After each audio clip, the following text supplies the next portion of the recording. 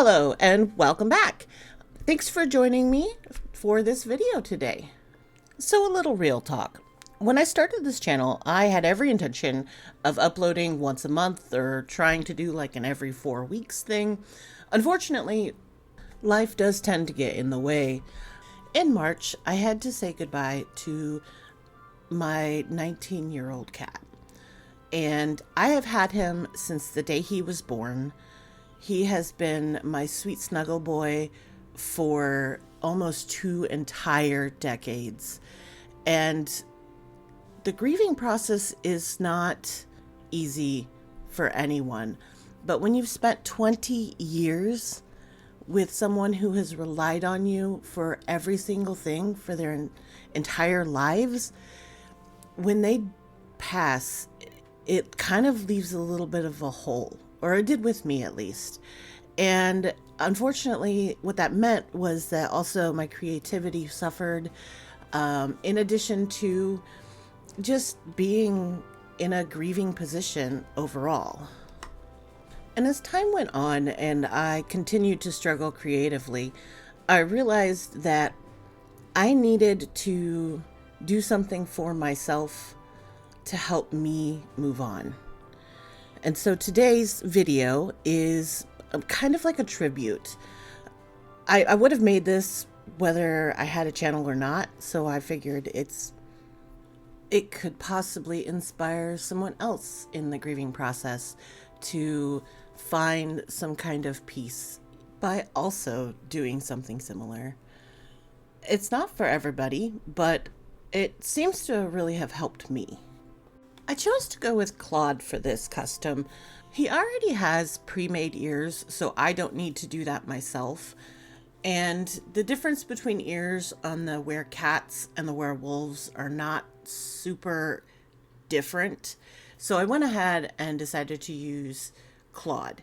There are no male werecats, which also affected my decision to use Claude.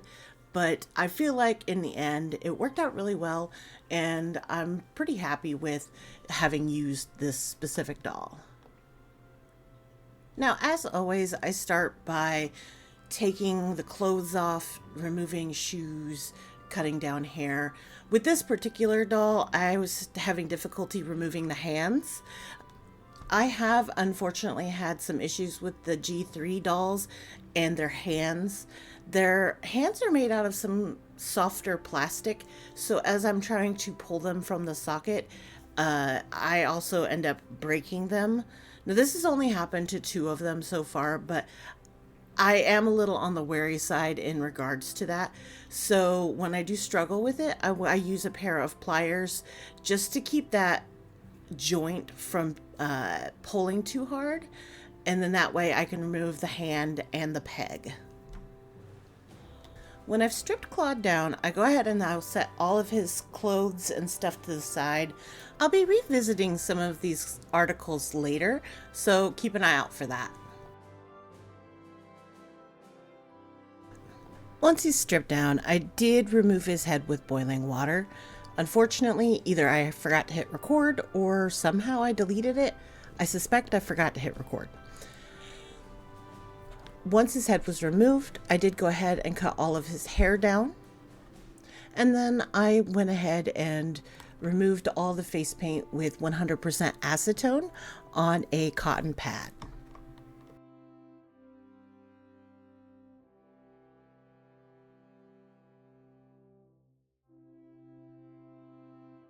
I sanded down the body with a nail buffer just so that the paint will stick better to the plastic.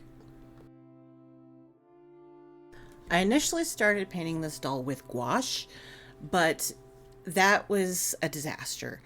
I'm leaving this in to help others and just prevent people from wasting their time if they plan to use a liquid sealer on this. I could have used MSC or Mr. Super Clear for this, but that would have made sense. What I ended up doing was I painted my base layers of gouache for the body, and then I tried to go over it with Mod Podge.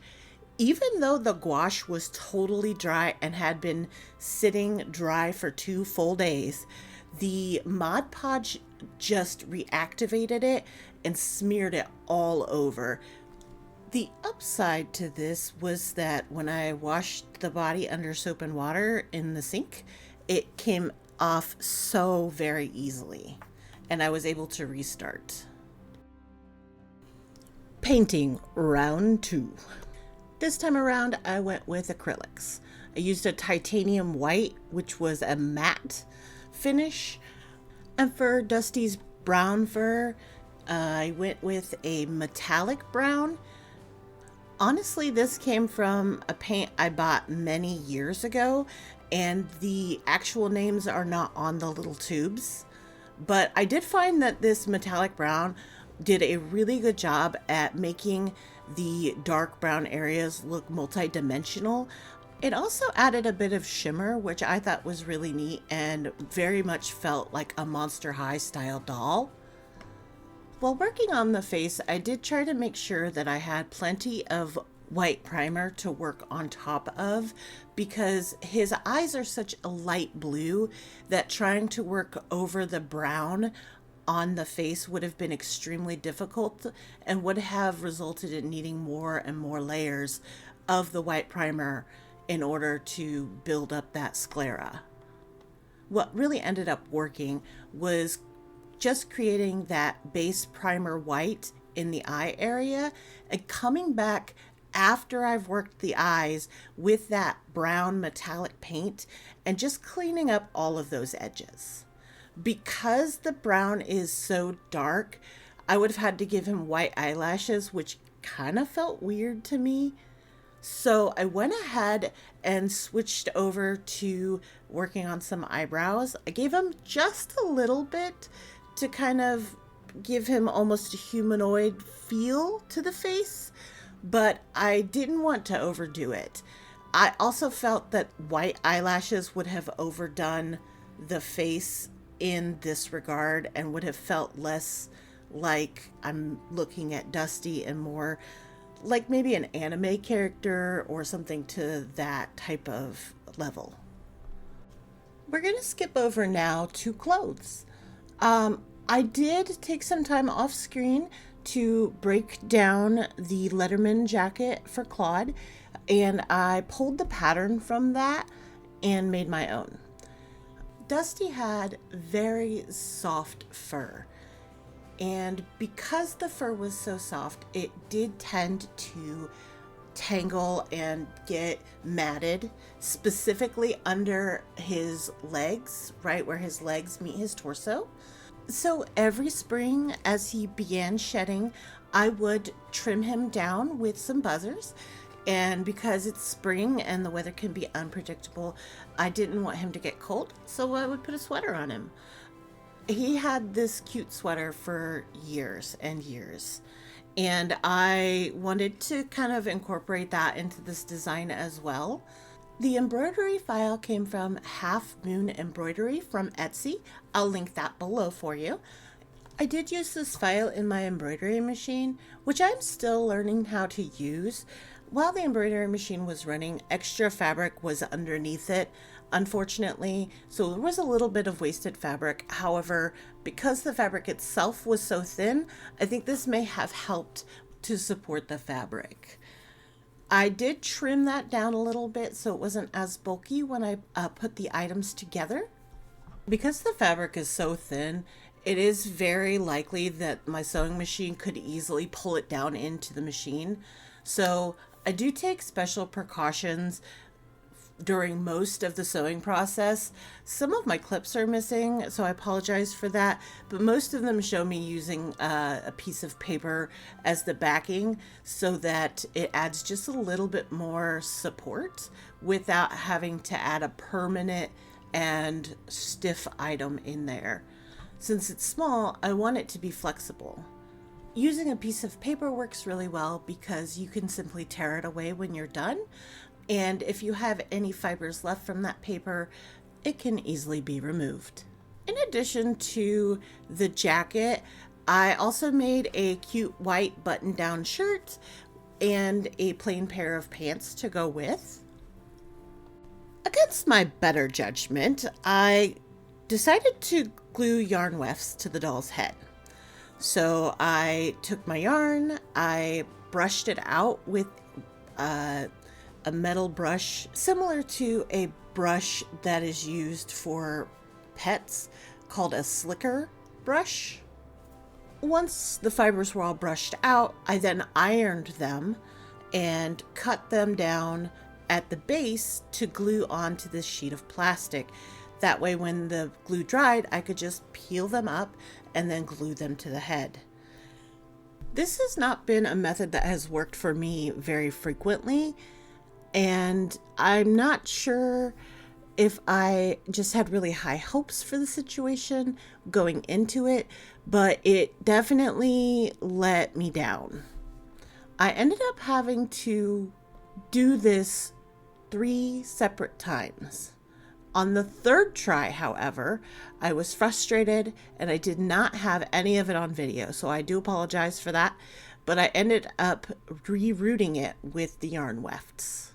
I think the issue for this was specifically that his hair was going to be on the shorter side for a doll, and that does tend to create a lot of gaps in the scalp area and kind of looks just bad. So I ended up rerouting, and at this time I don't have video of it. Again, I was just really frustrated. I had to do this hair situation 3 separate times, and by the 3rd time I just felt maybe I was just needed to get it off camera, give a little less pressure on myself, and just complete it.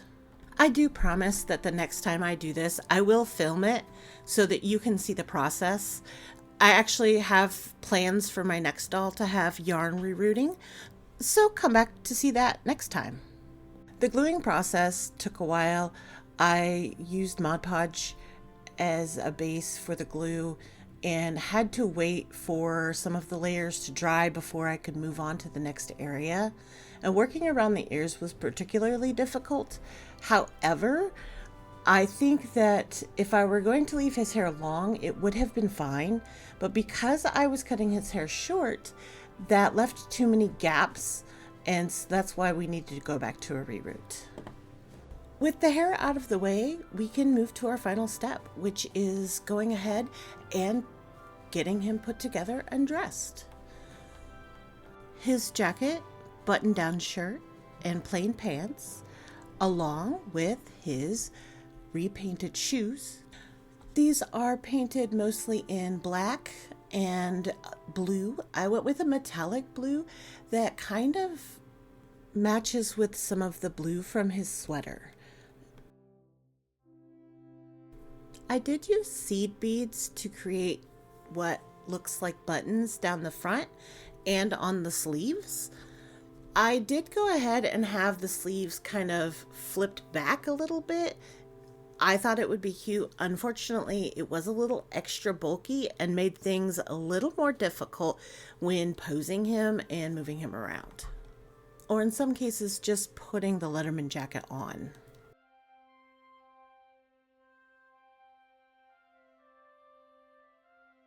And here he is. Wave hi, Dusty. You're such a sweet kid.